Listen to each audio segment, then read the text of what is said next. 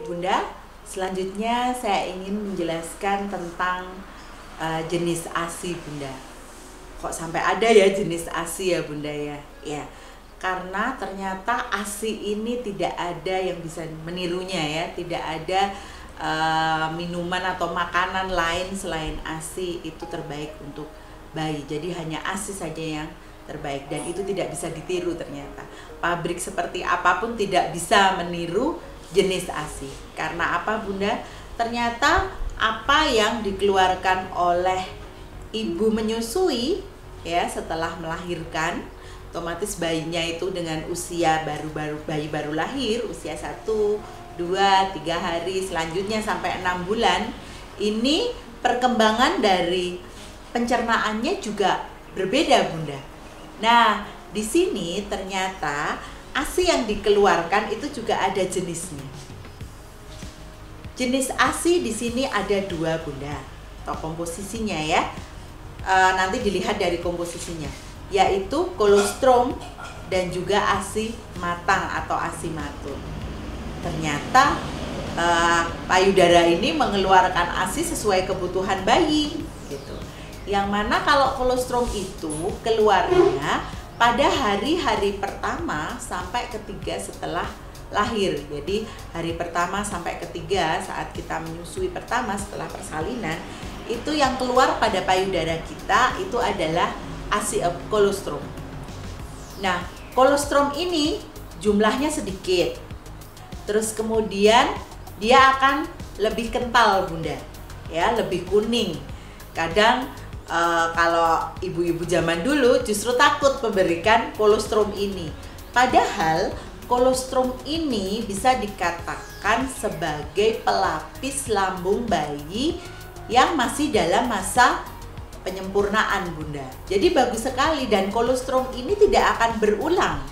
Kolostrum ini tidak akan berulang bayi usia 1 minggu misalkan, atau bayi diberikan ASI 1 minggu gitu. Ternyata tidak Bunda.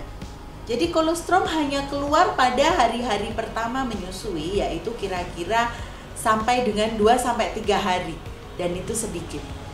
Jadi harus diberikan. Karena kalau sampai tidak diberikan itu sayang sekali, dan itu adalah ASI yang langka untuk bayi dan itu penting untuk bayinya. Dimana di situ banyak terkandung protein. Nah, kasus yang terjadi kalau kita mengeluarkan kolostrum itu kadang ibu-ibu dibuang, dikatakan itu ASInya basi. Dan di usia 2-3 hari tetap harus diberikan meskipun ASInya sedikit. Jangan sampai diberikan susu formula yang menyebabkan bayinya akan berkurang untuk menghisap. Kalau bayi berkurang untuk menghisap, otomatis kolostrum juga akan tidak keluar dengan baik dan masa pemberian kolostrum itu akan terlewat. Ya Bunda, jadi jenis yang pertama adalah ASI kolostrum, yang mana komposisinya itu lebih bagus dan ini adalah ASI yang sangat langka.